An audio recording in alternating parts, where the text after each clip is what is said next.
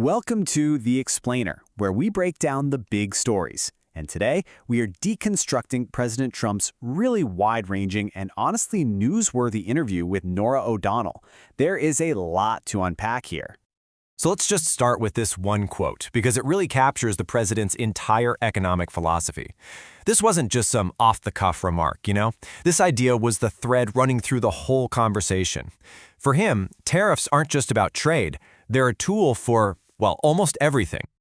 Okay, so to make sense of this pretty dense interview, we've broken it down into 5 key themes. We're going to start with China and tariffs, then jump into the government shutdown, borders and cities, a very controversial pardon, and wrap up with how he's defending himself against accusations of political retribution. First up, the president's signature issue, his economic strategy with China and his use of tariffs across the globe. This is where he really laid out his worldview. You can see the clash right away. The president paints this picture of tariffs as a huge success, right?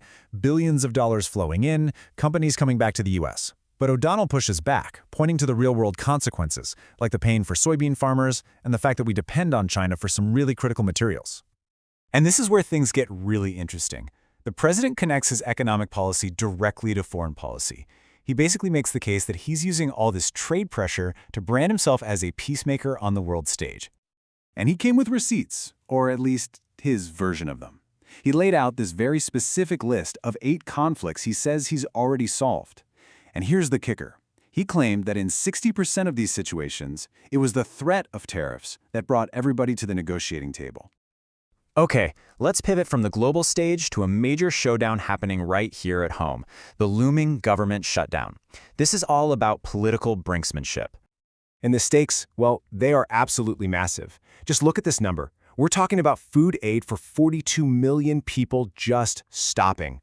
This isn't just about politics. It's about a potential crisis for families all across the country. So here's the core of the conflict. Democrats are drawing a line in the sand. Any funding deal has to extend subsidies for the Affordable Care Act. The president's response? He calls it Trump derangement syndrome and a non-starter. He says he'll fix Obamacare, but only after the shutdown is over. And that became a real sticking point. O'Donnell just kept asking him, but where is that plan? Over and over. And despite insisting he had a great healthcare solution ready to go, he never gave any specifics, just that he'd work it out with Democrats later. Okay, next up, the conversation moves to another one of the president's key campaign promises, immigration and what he sees as out-of-control crime in our cities. So when he got challenged on some of the really harsh tactics we've seen in immigration raids, did he back down? Nope. He doubled down. He said they haven't gone far enough, blamed liberal judges, and insisted he's just focused on getting violent criminals out of the country.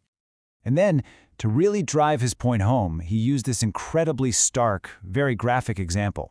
He argued that because of his policies, a city like Washington, D.C. has been transformed, from a place where a child would have been murdered to one where she's perfectly safe. Now we get to one of the most pointed exchanges of the entire interview. This one's about a presidential pardon, big money, and the wild world of cryptocurrency. So, Norah O'Donnell hits him with this direct question. Why did you pardon crypto's richest man? And she's not just asking out of the blue. She points out that the government's own case said this guy's actions caused significant harm to U.S. national security.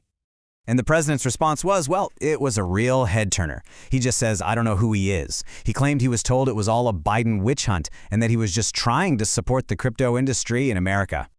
But then O'Donnell brings up this key connection. It turns out the Pardon Founders Company was involved in a major deal linked to the Trump family's own financial ventures. She basically puts it to him, is this pay for play?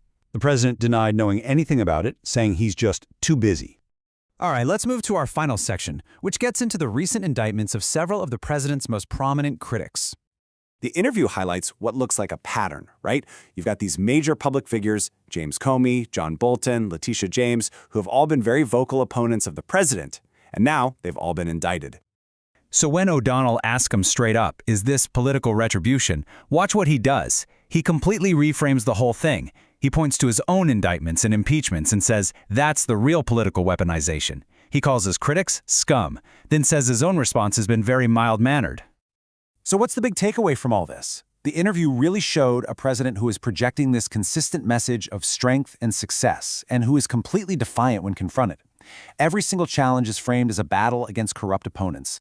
And that really leaves us with one final, crucial question. Based on everything he said in this interview, it seems pretty clear that the core themes of his first term, using tariffs as a weapon, taking a hard line on immigration, and fighting his political enemies, well, that's not just history. It looks like a very clear roadmap for his future.